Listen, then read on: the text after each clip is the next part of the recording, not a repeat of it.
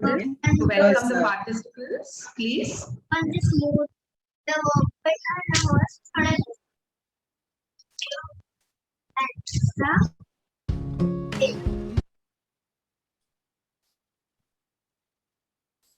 can color now.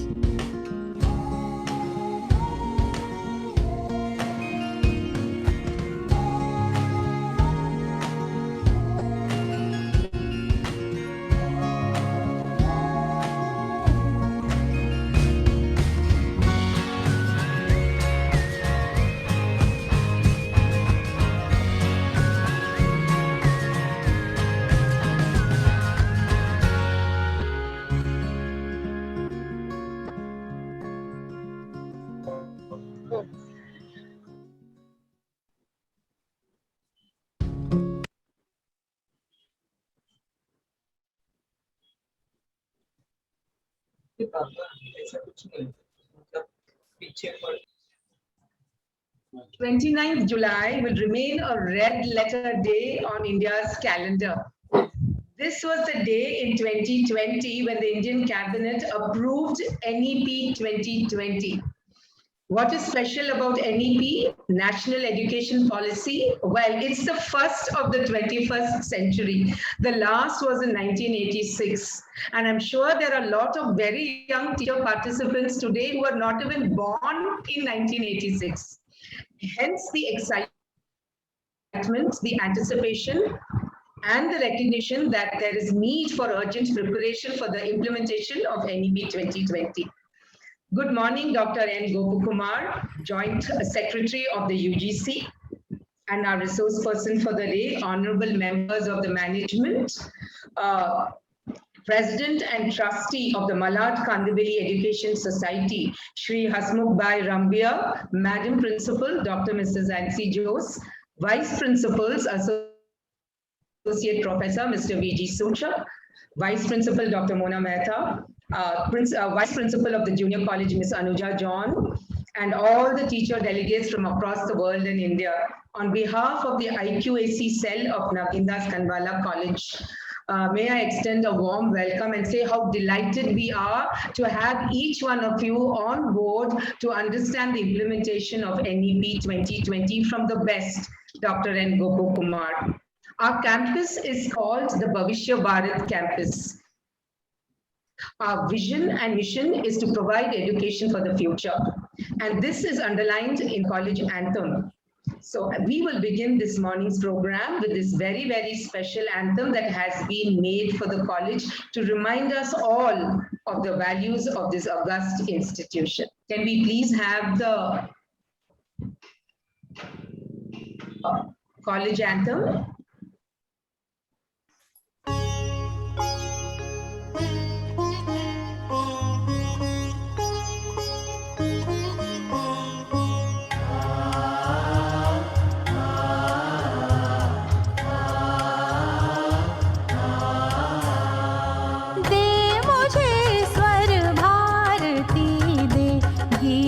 देश जगा सकूं, दे मुझे स्वर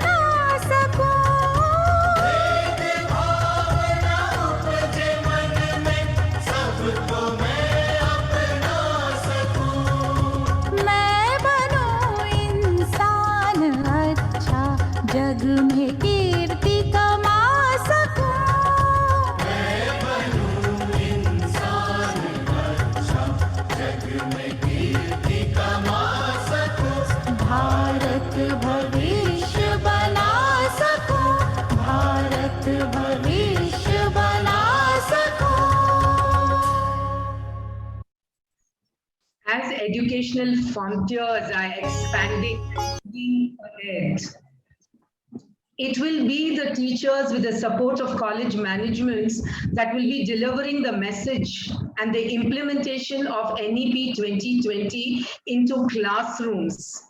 It will not be an exaggeration to say that teachers will be the last mile delivery partners of NEP 2020. So as a tribute to all the gurus out there who have tuned in to this morning's program, we have a very short dance clip specially made in celebration of all the work that you do and you will be doing in the future as well. Can we please have the video, audio-visual team?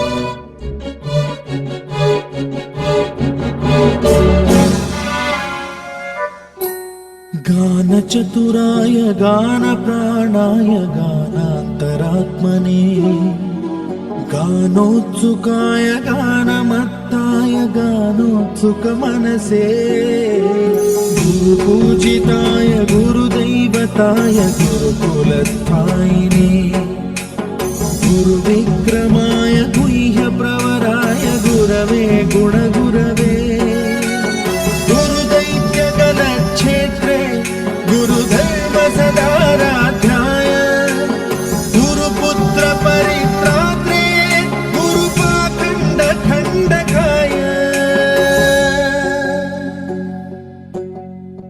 गीतसाराय गीततत्त्वाय गीतगोत्राय धीमहि गूढगुल्फाय गन्धमत्ताय गोजयप्रदाय धीमहि गुणातीताय गुणाधीशाय गुणप्रविष्टाय धीमहि एकदन्ताय वक्रतुण्डाय गौरीतनयाय धीमहि गजेशानाय भालचन्द्राय श्रीगणेशाय धीमहि एकदन्ताय वक्रतुण्डाय गौरीतनयाय धीमहि गजेशानाय भालचन्द्राय श्रीगणेशाय धीमहि.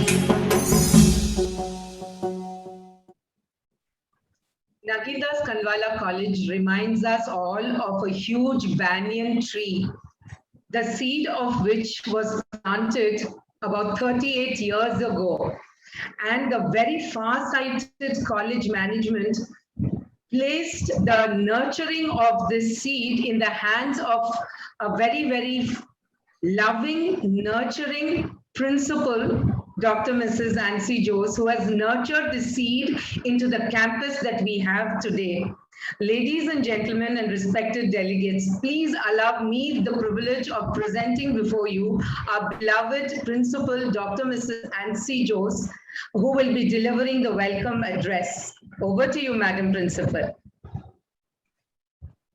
Thank you, Preeti. Today's chief guest, Dr. N. Gopakumar, Joint Secretary, University Grants Commission. Our President, Sri Hasmukh Rambia, our Honorary Secretary, Digant Upadhyay, Treasurer Bharat Gupta, and all the other office bearers of Malad Kandivali Education Society, and my colleagues, vice principals, my colleagues from junior college, senior college, and all the teaching fraternity from across Mumbai. I think few are from at the national level and 1 or 2 entries are at the international level as well. At the outset, let me extend a warm welcome to everyone for this today's program, where we are all eager to know the new changes that are going to happen in the education system. UGC, right from independence, always want the quality to be enhanced.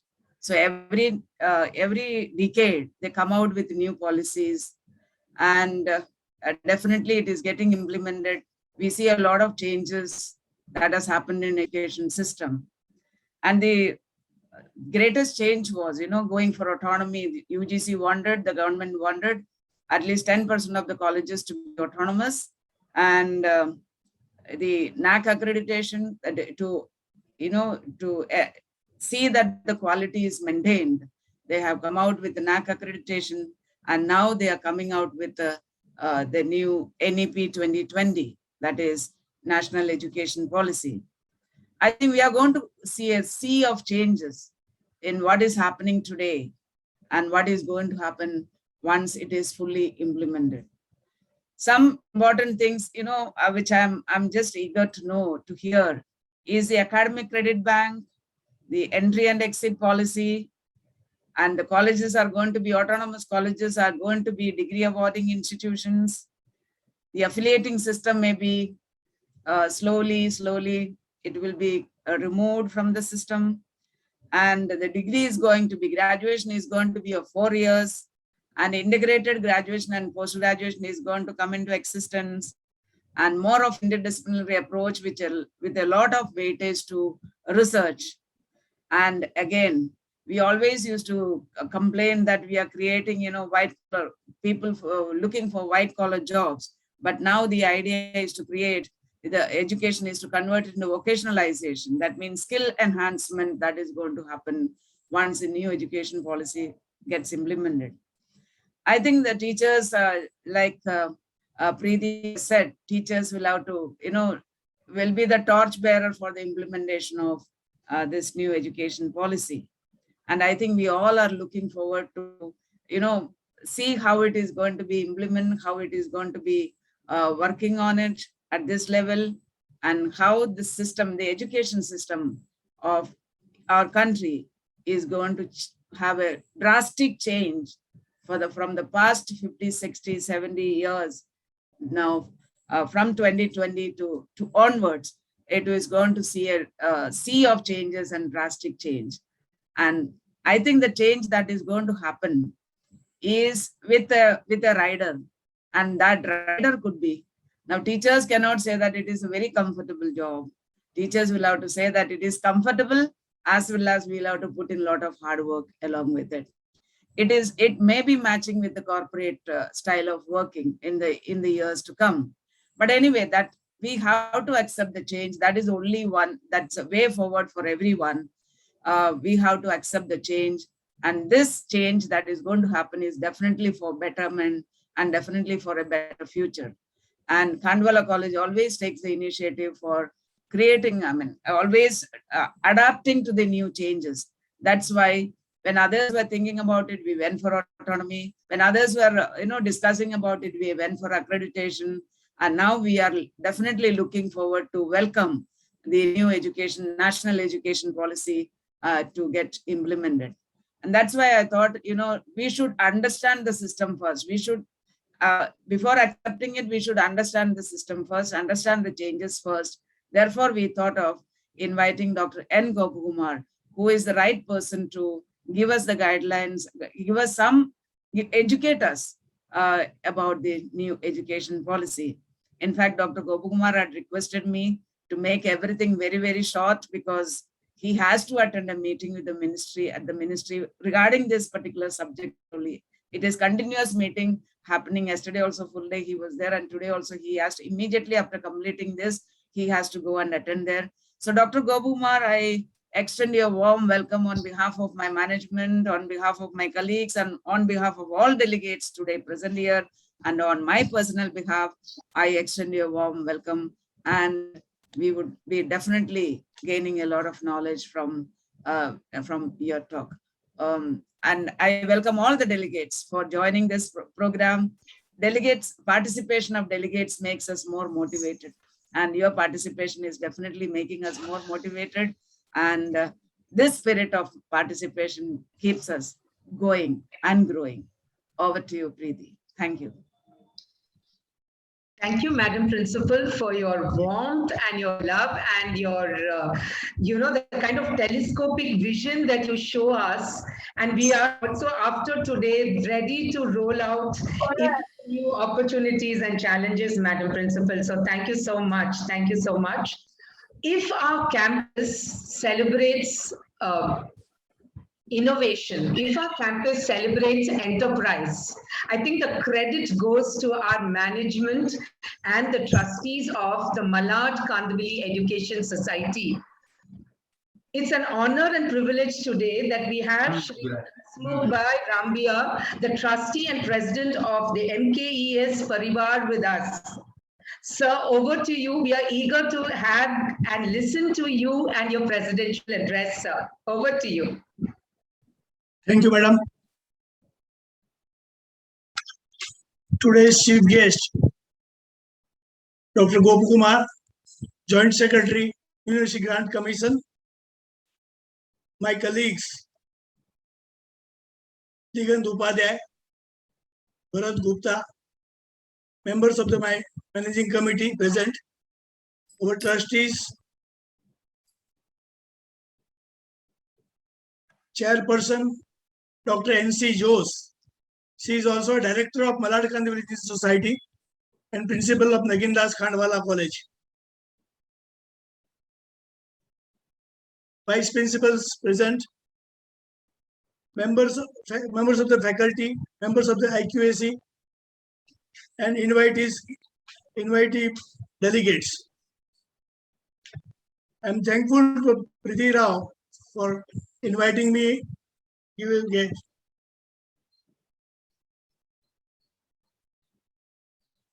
Another important day to be marked in the history of making India a global superpower. Long awaited, the new education policy, National Education Policy, was approved by the Union Cabinet on 29 July 2020. The National Education System aims at bringing the transformation reform in the education system of schools and higher education. Replacing the existing 34-year-old system is another major move in direction of strengthening India as a global power.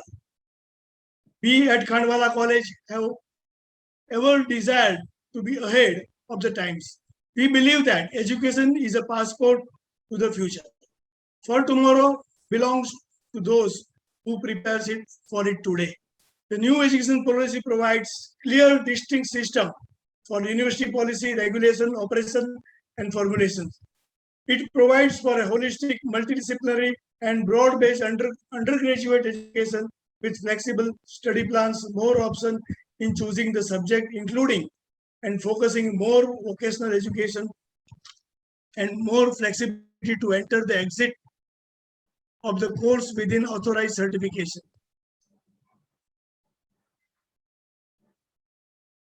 Therefore, we all here are greatly privileged to have Dr. N. Gopakumar, Joint Secretary of the UGC, to expound the implementation of the new education policy and thus help us to get in the in-depth knowledge about the reforms to be brought under the policy and how it would bring the profound impact to the country's education system and much more.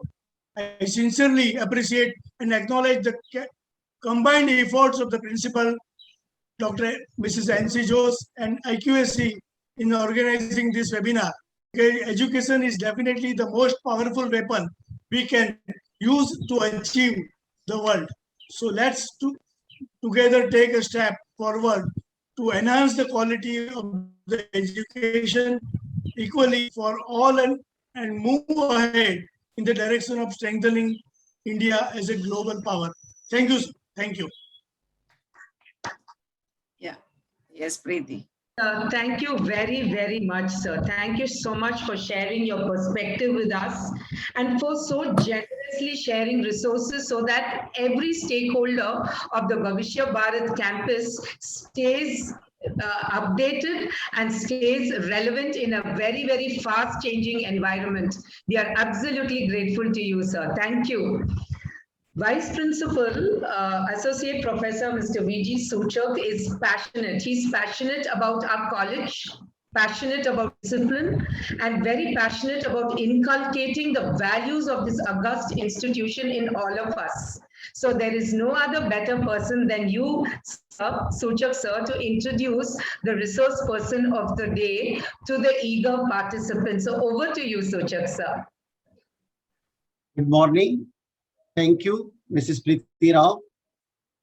Respected Chief Guest and Resource Person of the Day, Dr. Shri N. Gopkumar, Joint Secretary, UGC, President of Malad Kandivali Education Society, Shri Hasmukh Rambia ji, other members of Malad Kandivali Education Society, respected Madam Principal, Dr. Mrs. N.C. Jose, Dr. Mona Mehta, Vice Principal colleague, Anuja John, Vice Principal Junior College, all other principals who have come from different colleges, all other faculty members, and respected delegate participants.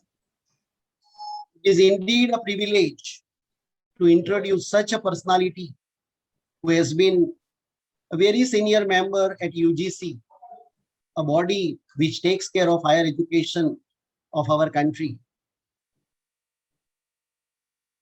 Dr. N. Gopakumar has been with the UGC since 2004. He was the education officer during 2004 to 2009. He became the deputy secretary in 2009 and has risen to the post of joint secretary in 2016, the present position which he is holding. Sir has got a science background. He acquired his MSc in zoology from Madurai Kamaraj University, PhD from Garhwal University, Uttarakhand, on the topic photoperiodism in wild birds.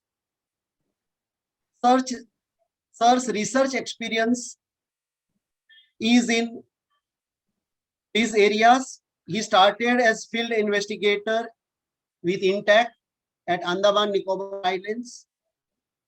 He became research associate in high altitude animals, senior research associate in the areas of radio telemetry studies in fruit bats, and currently since 2004 he has been working with UGC. Sir, we have been after you to get a detailed and comprehensive profile of yours since last many days. Till yesterday evening, Madam was trying to establish communications, and because of your busy schedule, you could not provide us a detailed profile. But sir, we can read between the lines. Working in UGC since 2004 and working under different governments with different political ideologies, you know ins and outs of every government, every minister. You must have seen, you must have experienced the seriousness of the people who were involved in drafting education policies in the past and the current new national education policy. We are, as Preeti Rao said, we are more keenly interested in knowing because we are the implementers. The best of the policies, if it is not properly implemented, to go west. Therefore, we are looking forward to listen to you, the implementation part of the national education policy. Over to you, Preeti Rao. Thank you. Thank you so much, Vice Principal, Associate Professor, Mr. V.G. Suchak. Sir, we now hand over the session without wasting another second because we are all very, very eagerly waiting to hear from Dr. N. Gopakumar. So over to you, sir. Over to you.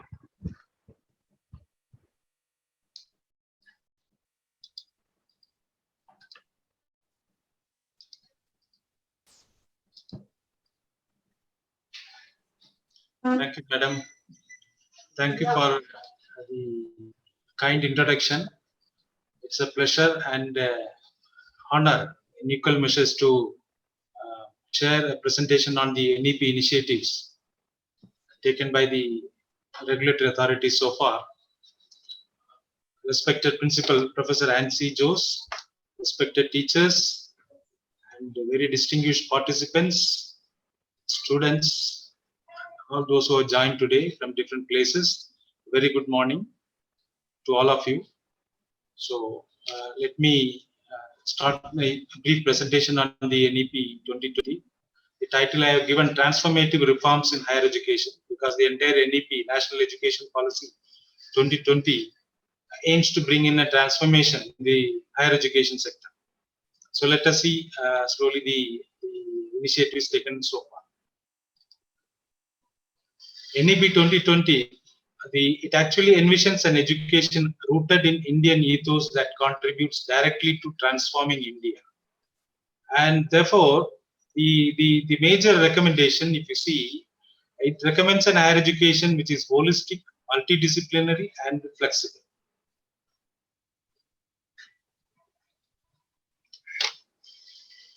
And NEP 2020 also set some targets. By 2025, at least 50% of the learners should have the exposure to vocational courses. By 2030, higher education institutions to become multidisciplinary institutions. And 35, 50% GER and all HAs to attain autonomy. And by 2040, all multidisciplinary institutions should have minimum 3,000 enrollments. These are the major targets set in the NEP 2020. To achieve those targets, a series of reforms recommended in the NEP 2020.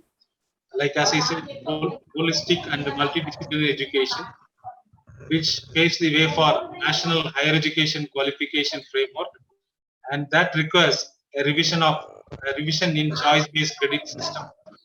That will be reflected in the restructured degree programs and learning outcomes-based curricular framework. And the restructured degree program will have the provision for multiple entry and exit in the programs. And to enable the multiple entry and exit, we need a entity or structure to enable the entry and exit system.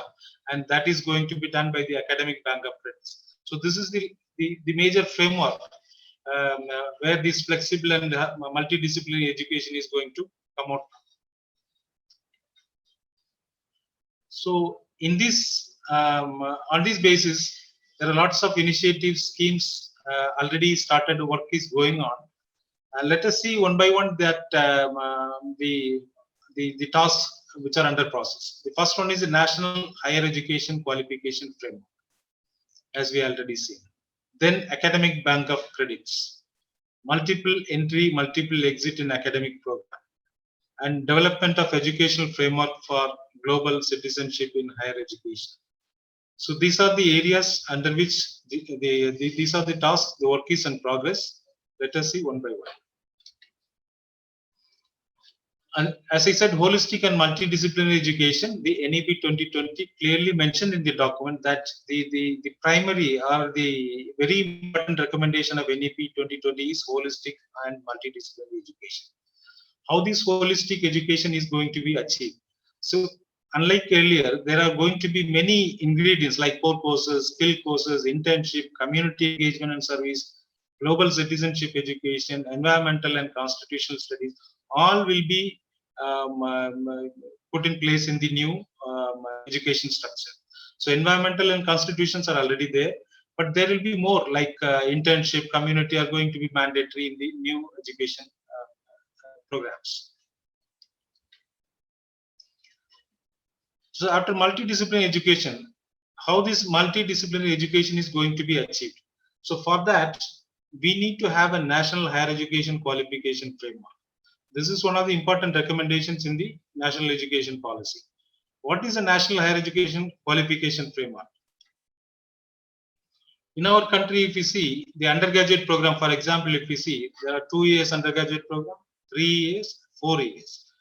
So they vary in number of years, they vary in titles, B.Ed, B.Com, B.S, B.Tech, so many titles, and the contents also differs. So many differences are there.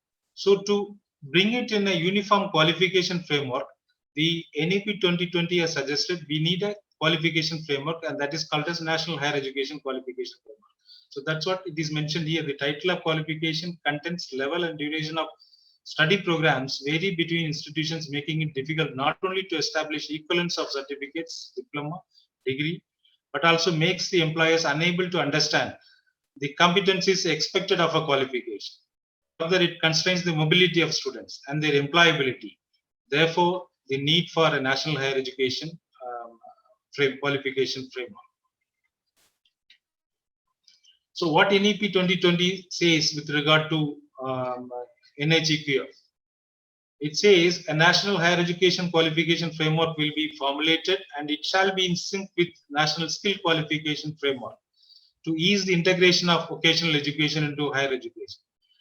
You may be aware that the National Skill Qualification Framework has already come out with the qualification structure starting from 1 to 10, and from 4 to 10 it talks about the higher education system and the various diplomas, certificates, advanced diplomas, and the BVOC, MOC, all these are integrated in this NSQF framework.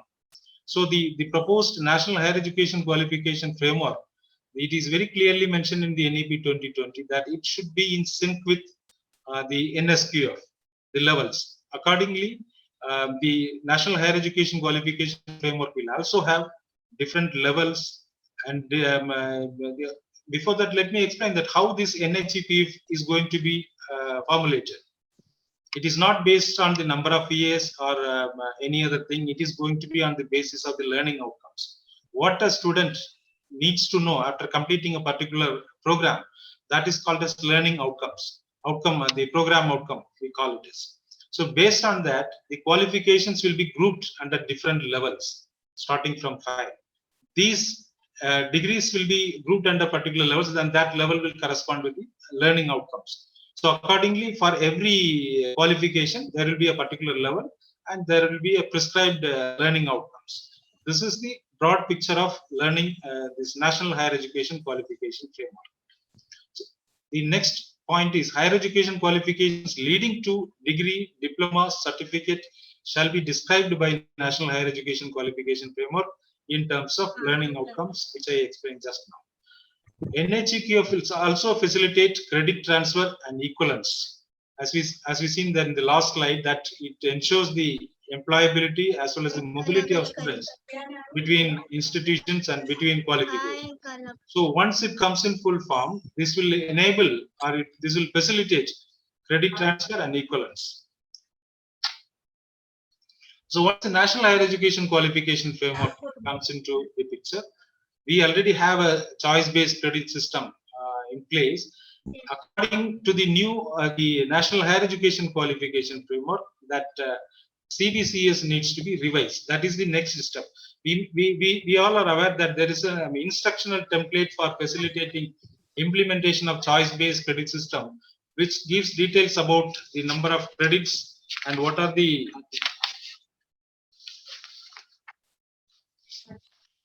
components under the for undergraduate and undergraduate program, like core courses, elective courses, and discipline specific elective, general elective, and ability enhancement courses. There are very components are given, and the credit structure also given. For example, 132 for regular and 148 for honors undergraduate program.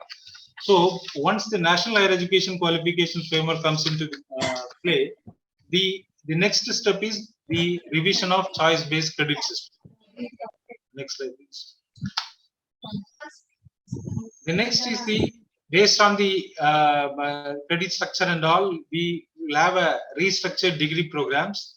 If you see the National Education Policy 2020, it talks about a 3-year undergraduate program, 4-year undergraduate program, 1-year masters, and 2 years masters. For those who are completing 4 years undergraduate program, will have to do a 1-year master, and those who are completing a 3-year undergraduate program has to go through a 2-year master's program. And for PhD degree, there is a special provision. Those who complete 4-year degree with research, they will have direct entry. They can go directly to PhD instead of going through a master's. This is the broad structure given in the national education policy. Accordingly, we need to come out with a regulation for governing the undergraduate program and master's program and PhD, which is presently underway. Now, this restructured undergraduate program comes with a multiple entry and exit in the academic programs. If you see the policy direction given the NEP 2020 is imaginative and flexible curricular structure will enable creative combinations of disciplines for study and would offer multiple entry and exit points. This multiple entry exit points provides learners with varied certification options such as certificates after first year. As you all know that the NEP 2020 says that a 4-year undergraduate program, and to enable the multiple entry and exit, at the end of every year, a student can exit and re-enter at a later period. So once the student exits, the student will not be left without any qualification. He or she can carry. For example, if the student exits at the first year, the student will get a certificate. At the end of second year, a diploma will be given. At the end of third year, the 3-year undergraduate program will be given. And at the end of fourth year, there is going to be 2 structures. One is 4-year with research and 4-year with honors. So the 4-year with honors, for all students, it is open for entries for all students, whereas 4-year with research, it comes with the rider. Those students, only those students who qualify the 3-year undergraduate program with a CGPA score of 7.5 and more, only those students will be eligible for the undergraduate program, 4-year undergraduate program with research. Whereas for the 4-year undergraduate with honors, everybody will be so open entry for all students. So why this rider is there in the 4-year undergraduate program with research? Because of the direct entry into PhD. Because once they complete the 4-year undergraduate research, they can directly go to the PhD program. Then coming to the master's program. Master's program, as per the NEP 2020, has 1 exit point. For example, after completing a 3-year undergraduate program, if a student joins a PG, obviously the student has to go through a 2-year master's course. But at the same time, at the end of first year, if the student wants to exit, there is an exit point, and the student will be given a PG diploma. If not, at the end of second year, he can get a master's degree. So there is an exit point in the master's degree also.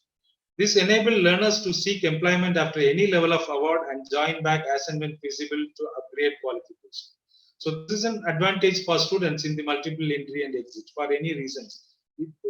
Seeking employment is one of the reasons. If for any other reason also, if a student wants to exit, he or she will not be losing any year. See, what is the present system say?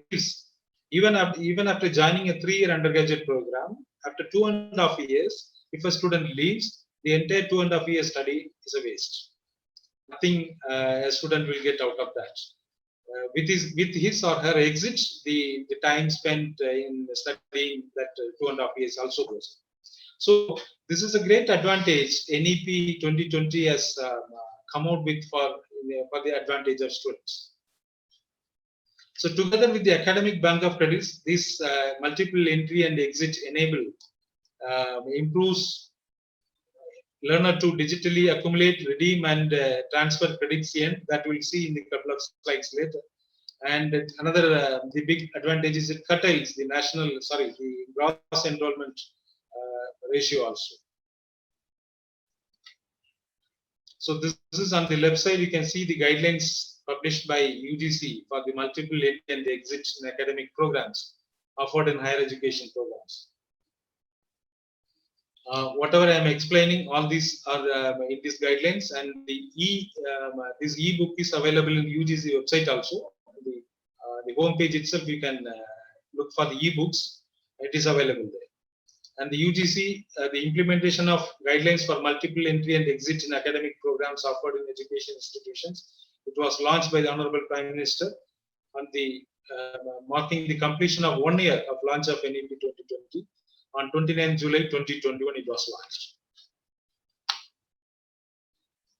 This we have already seen. This is an pictorial briefing of a 4-year undergraduate program. Because here student is on the wheel, student is in control. At the first year exit, certificate will be given, second year diploma, third year degree, and fourth year research and honors. So this is the structure of 4-year undergraduate program. Similarly, as I briefed, 2 years masters also. So next is the academic bank of credits. So this is going to be a huge task when it comes with the multiple entry and exit. And the multiple entry exit allows not only vertical movements, it permits horizontal movement also. Any students after doing 1 year, first year in Delhi can come to Mumbai for the second year in any college. So this kind of crisscross movement across the country, once this entire setup is in place, might happen. So at that time, it is difficult for the institutions to upkeep the records, credits, and it is going to be very difficult. To enable this movement, mobility, the structure the NEP has come out with is the academic bank of credits. The policy direction of NEP 2020 with regard to academic bank of credits is ABC shall be established which would digitally store the academic credits earned from various recognized higher education institutions so that the degrees from an higher education institutions can be awarded taking into account the credits earned. So after once a student wants to exit after first year or second year or third year, all the student has to do deposit the credits earned in the academic bank of credits and he can exit. Whenever the student wants to come back, a re-entry, these credits can be redeemed and the studies can be continued. And once the required number of credits are accumulated, that can be translated into certificate, diploma, or degree with research, degree with honors, like that. The principle of ABC is distributed and flexible teaching learning that allows a student to learn as per his or her convenience, drop education midway and pick it up again as per their choice and convenience. This will also address curtailing the dropout rate ratio while also improving gross enrollment ratio. Currently, the academic bank of credits, the regulations governing the academic bank of credits has already been notified by UGC. And some of the special features of academic bank of credits, presently it is possible only for higher education institutions, NAC A grade or NBA with minimum 675 scores in 3 departments, in 3 programs, or top 100 NIR of institutions or top 1000 institutions from the QS or THE ranking. All such institutions are eligible. All they have to do is get registered in the academic bank of credits and implement this multiple entry exit system. The credits earned and deposited with ABC are valid for a varying duration as specified by HCS, subject to a maximum duration of 7 years. The shelf life for the credits earned for a student will be 7 years. A student should earn minimum 50%. See, this kind of crisscrossing between institution, when it happens, the minimum number of credits prescribed by the regulation is 50%. The university which is going to award the degree, the student has to earn minimum 50% of the credits from the parent university. This is the condition. And the remaining 50% from any other institution or through any other mode. So from when we say any other mode, online, ODL, and if you may be aware that the SWAYAM, it already has a provision to transfer 40% of the credits. If any college which is already registered under the SWAYAM portal, all they have to do during the beginning of a semester, they have to look into the papers offered in the SWAYAM platform. Wherever possible, they can offer those courses to their students, and the students can avail those courses, learn, and sit for the certification. At the end of clearing that paper course, they will earn 40% of the credits that can be transferred to the parent institution, which will be reflected in the final degree. So this provision is already there 50%. Now with this ABC, it is going to be 50%, and many more institutions will join. As a result, students can the 50% provision given in the ABC regulation. The students can take advantage through online, ODL mode, and face-to-face mode. The advantages of the students are horizontal mobility across HCAs in the country, freedom to choose courses of their aptitude, can enroll in higher education institutions of their interests, opt for teachers of their choice, can tailor their degrees or make specific modifications or specializations, can have multiple entry, multiple exits to complete degree, diploma, PG, diploma, certificate, and PhD. ABC will facilitate lifelong learning amongst formal and informal students from both full-time and part-time modes. And this is the regulation I talked about. On the left side of the screen, you can see this was notified in the year 2021. It's available in the UGC website also. Again, this was launched by the Honorable Prime Minister on 29 July 2021, marking the completion of 1 year of launch of NEP 2020.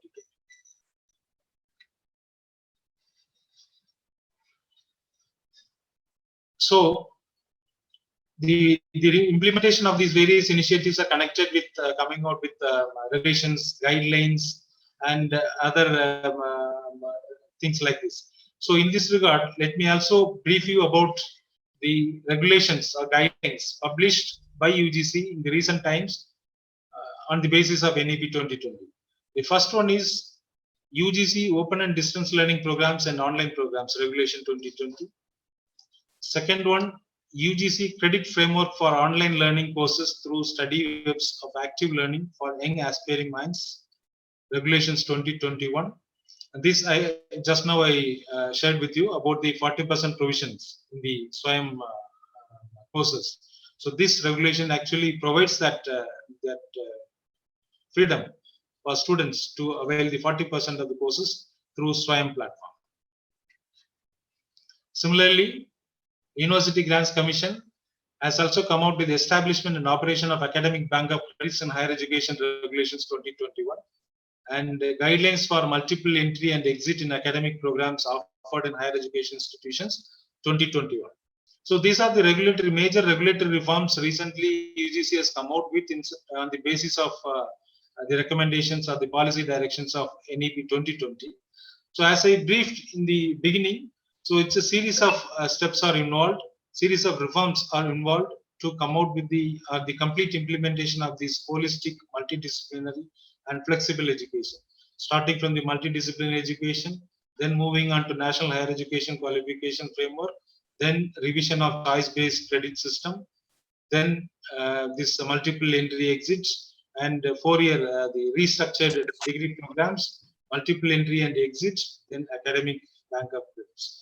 So once all these, as I explained also, the only multiple entry exits, academic bank of credits has come out, UGC has published so far. On all other initiatives, work is on progress.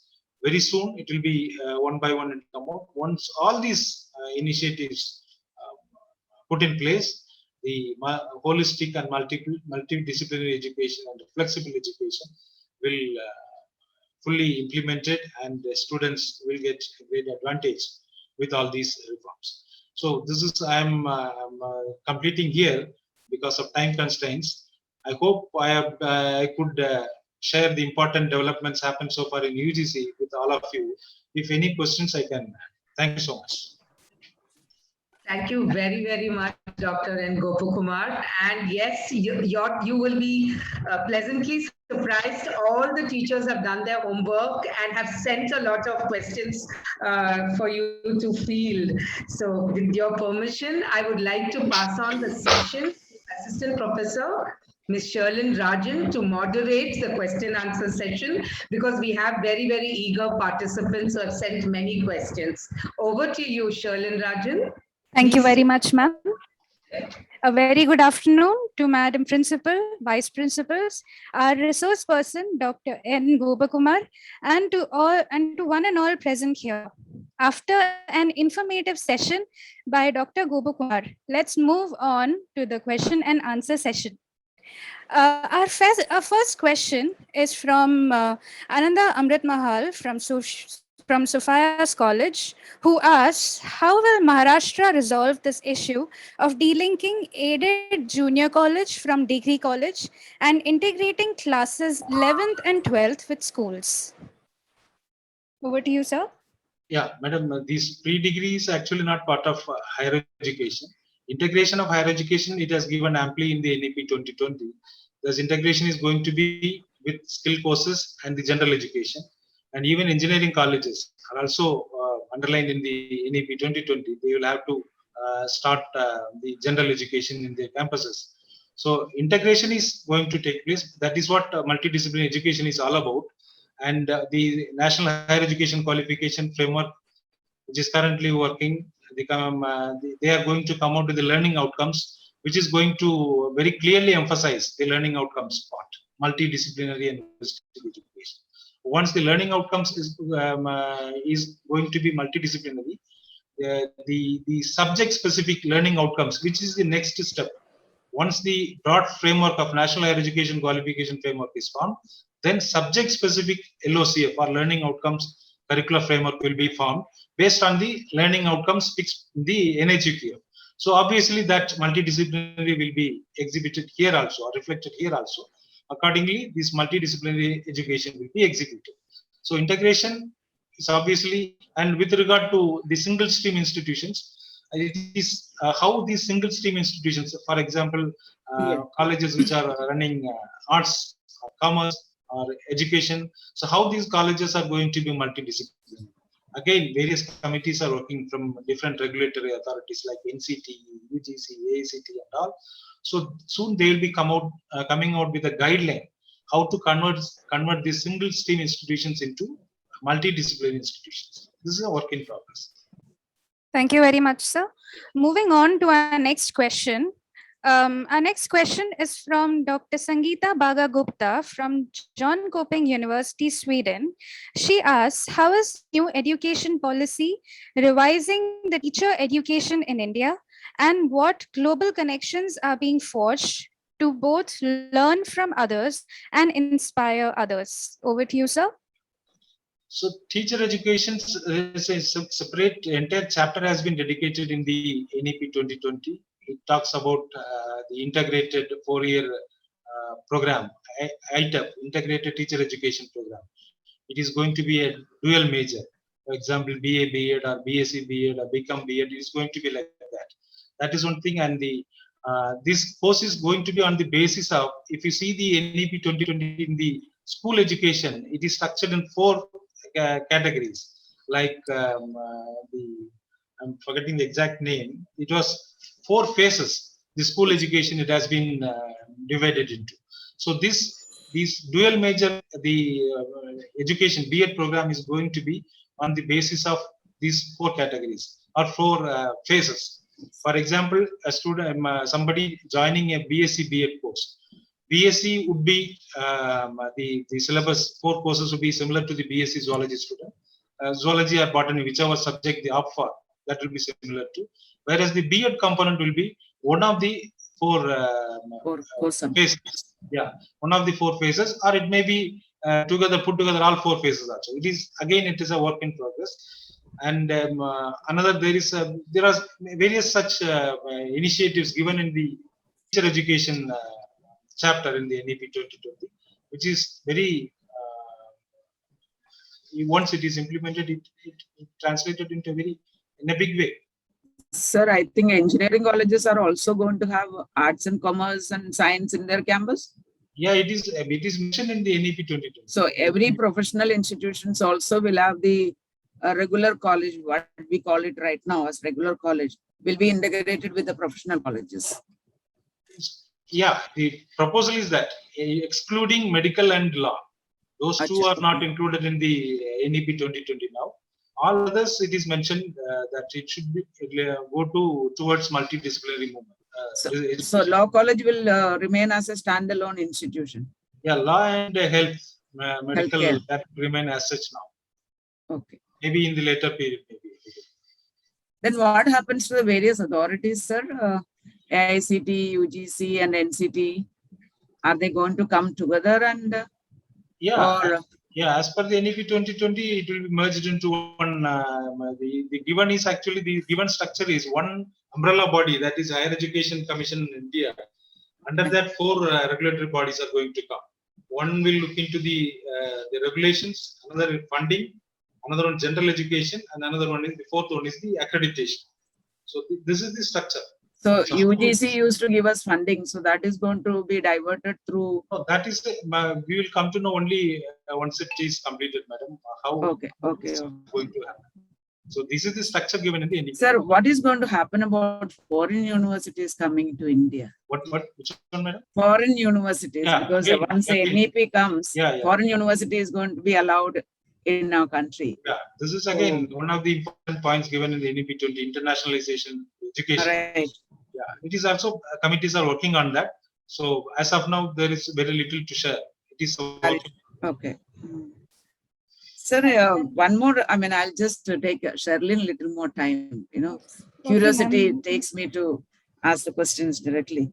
Sir, a 4th year of graduation is going to be research based. Yeah. Right. Yeah. So when we have such a lot of restriction about the appointment of PhD guides, say for example, earlier UGC used to allow PhD guides up to the age of 70, you know, after retirement also. Now UGC has come out with a circular saying that once you retire from guideship also. So when you don't have guides for PhD students, how are we going to have this? And I was just having a thought about it, how we are going to have guides for the undergraduate programs. So that is one. You mean to say, madam, the undergraduate programs after completing 4-year research, if they join in PhD, where they are going to find PhD supervisors?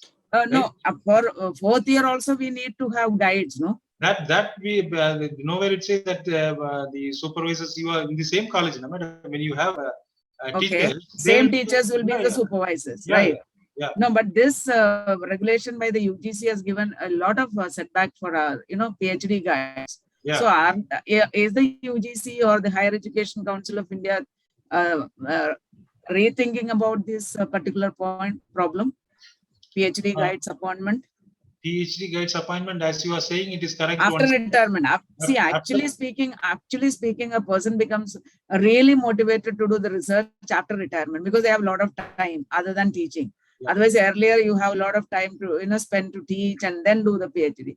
So, but this circular has taken us for a shock, you know, that after retirement you cannot be a PhD guide. So the quality of research is going to be affected because of this. So are the university UGCs rethinking about it under the, you know, aegis of the NEP implementation? Yeah, after retirement, yeah, you are correct. As per the regulation, it says that they cease to function as research supervisors.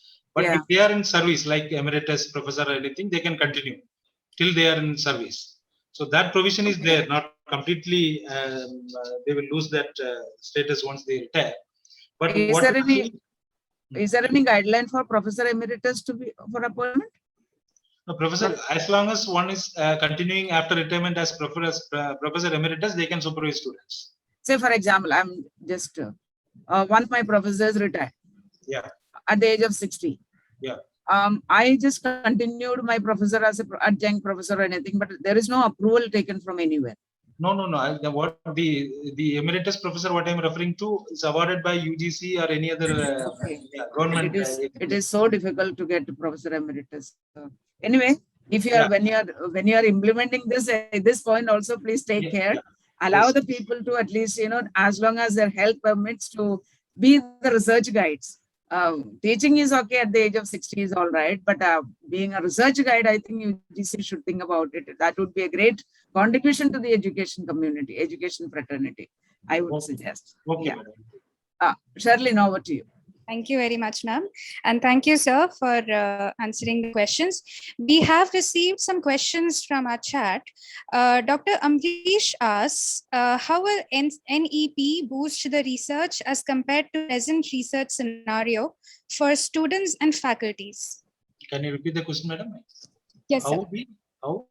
how will NEP boost the research as NEP? how will NEP boost the research as compared to present research scenario for students and faculties? So What do you research is going to be an important component. Research, innovation, patenting, all these are going to be an important, we're going to get a boost through this NEP 2020. Like the 4-year undergraduate program, research is going to be a component. And this National Research Foundation, there is a separate organization is likely to come. And they're only by the motto is to support research in a very big way. So like this series of initiatives are likely to come in the coming time, which is on the basis of the NEP 2020 recommendations, which will definitely will help research in the country. Sir, another doubt. Suppose, the student can have an entry and exit at any point of time. Yeah. So to give a certificate after end of 1 year, is there any particular number of core courses credits they have to acquire, or just whatever is happening? First year they complete, then they get a certificate. Yeah, Is it that's so? what I told you, madam. Now we are once the NHEQF is out, on that basis we have to come out with this implementation of the credit-based choice-based credits. In that we will make it very clear. Okay. Another doubt is, suppose after 1 year of study, I feel that science is not my cup of tea. Yeah. So can they be allowed to switch over to commerce, or they acquire certain credits and then at the end of 4 years they get a graduation? Is it going to be like that? Yeah, this is an important recommendation that flexible education is all about. That should give the flexibility to students to switch over in the initial time. And this also, once the CBCS is revised, it will be clear. And then what happens to teachers? Suppose you said in one of the slides, it was there, choice of teachers. The students have the right to choose the teachers. Yeah. Then what happens to the teachers' confirmation and continuity, etc.? Is it going to be a tenure appointment? Or, I mean, I don't know how it is going to be worked out. Choice of teachers is largely, see, for example, even now, any student, if your college is registered in the SWAYAM, if a student wants to avail some courses from the SWAYAM, it is like the student is learning from some other teacher through the SWAYAM platform. So the larger reference is only that. That means the total enrollment is going to change in a college. Say, for example, say for a particular class, the enrollment is limited to say 300 students. Yeah. In the initial stage.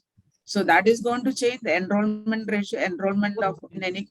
Accordingly, the workload used to be worked out. Yeah, that now is 60% has to be obtained from the major college where the student is taking, and 40% they can take from anywhere, and they put it into the ABC, that is Academic Bank of Credits. So 60% they take from the college. So the remaining 40% of workload, the teachers, they are going to be declared surplus. I mean, I don't know. It's all in a. Once it comes in the full implementation stage, madam. For example, if you will also be getting number of students from other colleges also, isn't it? Once your teachers offer online courses or ODL courses, there are many ways. Your college will also attract students. Sir, it's a big question mark. It's a big question mark in the minds of all my teacher fraternity. I ask this question on behalf of my teachers, It's a big question mark because from this set, type of education system, we are moving into the free economy of education. It is going to create a lot of, ups and downs and in various subjects, especially if the students don't like a subject, they don't even opt for it. But see, even again, the face-to-face teaching, learning is again emphasized in the NEP 2020 very emphatically. Very emphatically. Okay. Well, then at least some relaxation we are getting. NEP 2020 clearly says, I would say emphatically says, that while online ODL programs are promoted, the face-to-face teaching learning is recognized fully. Okay, say for example, 132 credits now for any undergraduate, whether it is autonomous college or affiliated college, we have to have, university will have to provide 132 credits, right? For awarding degree now. So out of that 40% of credits, they bring in from outside. So only 60% of the credits they are taking from the college. So definitely it is going to affect the workload and the, core competency of any institution. I think. That's what I'm saying, madam. Right now, we are seeing only from our college perspective. Right. Our right. college has 100 students and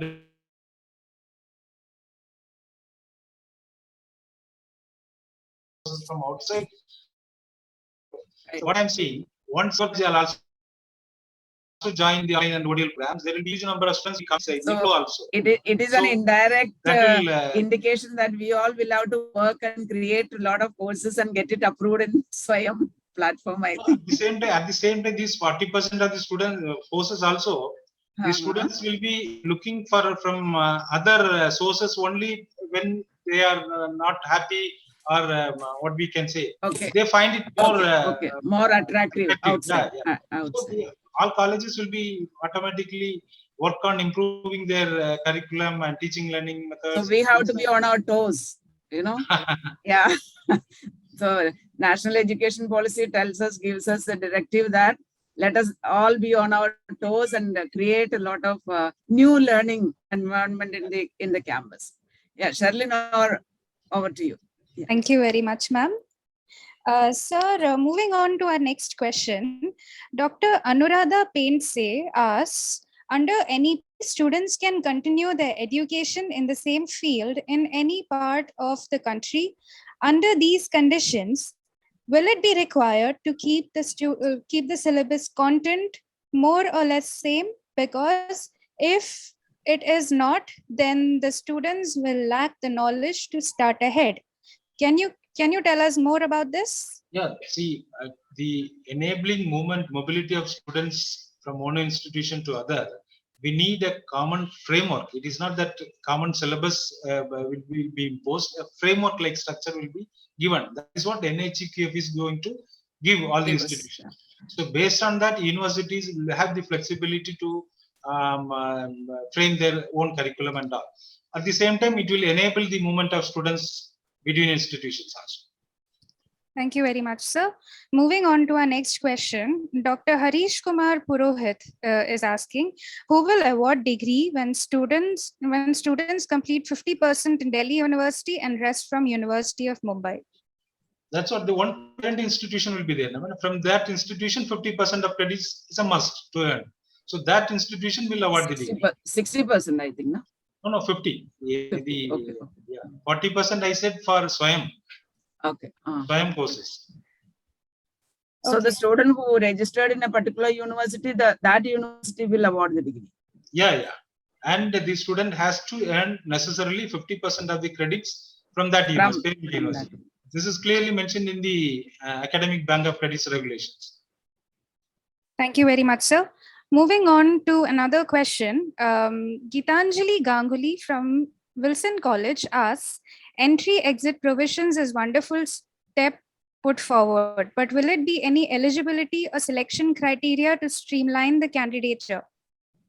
Yeah, so far in it is too early. The admission, whatever the structure is presently in place, that will be there for entry.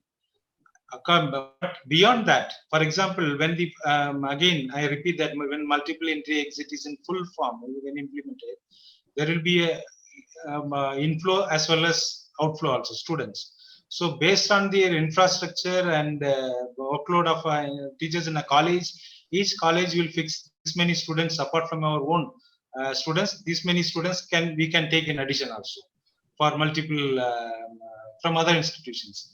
So from every year, each college will set up or fix a number of the seats. Students. Seats. Yeah. Based on that, it will be the admission policy and all more or less will remain the same. Same.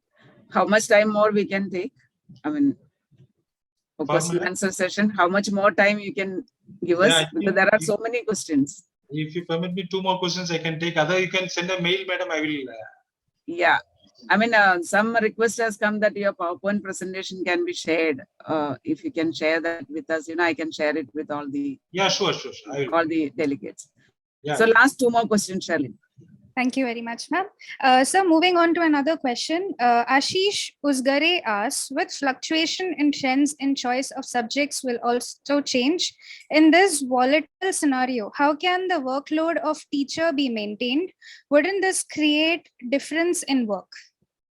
No, it is too early to discuss about this. Only once it comes in a full form, we'll be able to discuss. Okay, sir. One last question, which we would be taking. Vineet Kala asks, how will NEP facilitate generation of employment? There are many CISR net qualified faculty teaching in non-grant colleges with low salary. Yeah. So the new restructured degree programs, see, for example, the different components, if you see, the major emphasis on skill courses plus internship. So these are incorporated in the general education mainly to improve the employability of students. Okay, sir. Thank you very much for answering these questions, sir. With this, we come to the end of the Q&A session. The floor is open for our participants to share their feedback about the session. I request the participants to share their valuable feedback about the session with our audiences. Thank you, madam. Thank you so much. One or two. I think we may have to trouble you again and again because NEP just began.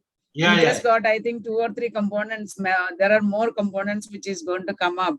So Yeah. as and when it is coming, I think we will trouble you. Always a pleasure, madam. Help us in understanding this NEP. Never a trouble. It's always a pleasure and honor to share with you. This is Thank only you. a beginning. I think we are just Okay. heard the beginning part of it, you know. Yeah, yeah. So once you enter into it, it is going to be a path-breaking decision by the government to Yeah. implement this NEP. Yeah. So feedback, if I think everybody is giving a good feedback. Anybody going to speak? Then otherwise, let us complete. Let us. Can I, madam, leave? 2 minutes more when they Yeah. are giving. We are finished. We are winding up now. Okay. I think we can take the feedback later on. Yes. Okay. Preeti, we can wind up. Yes. Yeah, let us wind up. Okay. Mr. Gopakumar. There is a vote of, before we allow you to go, Dr. N. Gopakumar, it is our responsibility to also wind it up in a beautiful way. And to do that, we have a very special lady who has an eye for detail and who's, you know, I would find that she's a human resource department's delight, an absolute perfect combination of efficiency and graciousness. Watches every move, every word that is spoken, and kind of finishes it off with a beautiful ribbon at the end of it. I'm talking about Dr. Mona Mehta, who's our vice principal, and she has perfected this proposal of vote of thanks as an art and as well as a science, Dr. N. Gopakumar. So I really invite, and we look forward to this segment as well after the resource person speaks. So over to you, Dr. Mona Mehta. We are as always delighted to be listening to you. Thank you so much, Preeti, for such kind words. Good afternoon to all the dignitaries present over here. It's indeed a privilege to be proposing the vote of thanks for NEP 2020, its implementation in higher education. Dr. N. Gopakumar, Joint Secretary, UGC, really enlightened us about NEP. If we were to sum up NEP in 3 words, it would be, it is holistic, multidisciplinary, and flexible. So basically everything that a student wants. Sir spoke about multiple entry and exit. Brilliant for students. They're going to love it. They can choose what they want. And a term used is they can tailor their degree. They can make it, shape it the way they want. So now they can't complain they have not been able to do what they want. Sir then spoke about the Academic Bank of Credit. What an acronym to put to it, ABC. Yeah, it is ABC for the students and XYZ for the teachers. I think that is how the Academic Bank of Credit works. Sir spoke about synchronization of the NHEQF and the NSQF. Yeah. Okay, that is going to be quite interesting for teachers as well as students. Sir spoke about restructuring our degree program. 3 years, 4 years, 1 year PG, 2 year PG. Very, very interesting to see how it shapes out. And Madam added a very important thing. We have to be competitive in education. And of course, the NEP is going to keep us on our toes. Thank you, Dr. Gopakumar. It was brilliant listening to you. And like ma'am said, we would want you again to understand NEP better. Shri Hasmukhbhai Rambia, the trustee and president of MKES Society, has always been somebody who inspires us to innovate. And he says, you must innovate continuously to survive. Thank you, sir, for always telling us to innovate and move ahead of times. He has a brilliant team of management trustees with him who are present with us today. Dekan Upadhyay ji, sir, Bharat Gupta, sir, and Dilip Kala, sir. And I thank all the management members for this constant encouragement and support. I think Nagindas Khanwala College would be incomplete without the support of the management that we get. Principal Dr. Mrs. Ansi Jose is definitely a leader with vision. Look at the question she asked. If there was a best question award, ma'am would be the winner. Definitely, she's understood NEP and she is looking at the challenges that NEP poses. Preeti used a very beautiful word for ma'am today. Telescopic vision. Ma'am, keep up your telescopic vision. We will need it if we have to implement NEP in its true sense. Our vice principals, Professor V.G. Sudak, Professor Dr. Moshni Datta, thank you for the constant support and motivation. I would also like to thank Junior College Vice Principal Anuja John and Supervisor Sanjay Joshi for their constant support. I know Junior College also eagerly wants to know how NEP is going to shape their lives and the colleges. Preeti Rao ma'am was a binding force today, and she had a spark to learn and spark to inspire. Thank you, ma'am, for doing that for us today. The organizing committee of NEP 2020 that made the event possible, I would like to thank Ashish Modi, Wilson Nadar, Sherlyn Rajan for fantastic question and answer round, and Vignesh Iyer. Thank you so much for keeping it going and making this webinar possible. Principals from various colleges, vice principals, HODs, coordinators, faculty participants, non-teaching staff, students, thank you all for being here. You're all going to be torch bearers in one way or the other. So we have to keep the torch burning. I would like to thank the student leaders who are here hearing about NEP. I feel like teachers need to know about NEP, students also need to understand it. So I'd like to thank student leaders for not only organizing, but learning in this process. Sanya Solanki, Drumil Soni, Jay Lakshmi, and Ruby. Thank you so much for being those leaders. There was a beautiful dance, invocation dance that was put up by Riddhi Jesani. Thank you so much for it. The videography was done by Ritvik Agarwal and Ritvik Agarwal and Saurabh Kangane for the videography. And of course, the certificates that all the participants are going to get is done by a student team of Harmeet Kaur and Rahul Bera. Thank you, everybody. NEP is just unfolding itself, but we're going to enjoy the process. I think learning is about learning new things. Yes, it is a disruptive innovation. It is going to change the way we were doing things, but we are all excited to learn and grow together. Thank you very much, everybody. Over to you, Preeti. Thank you everyone for joining. It was a wonderful session. Yeah, Preeti, over to you. Yeah. Thank you, Dr. Mona Mehta. Thank you, Madam Principal. The webinar must be ending, but our work is very clear ahead of us. And I think we teachers are prepared for the syllabus. And I'm sure when the exam comes out, we will not find a single question out of syllabus. So with that, we really would like to thank each and everyone for making today possible and for the opportunity to be able to do this for everyone. We have posted the feedback link on the chat box. We encourage all of you because we want to do things better. So please do fill in your feedback form and allow us to know how we can do even better for each one of you. So thank you all. And with the permission of the management, Madam Principal and our resource persons and Vice Principal, we will call it a day. Thank you.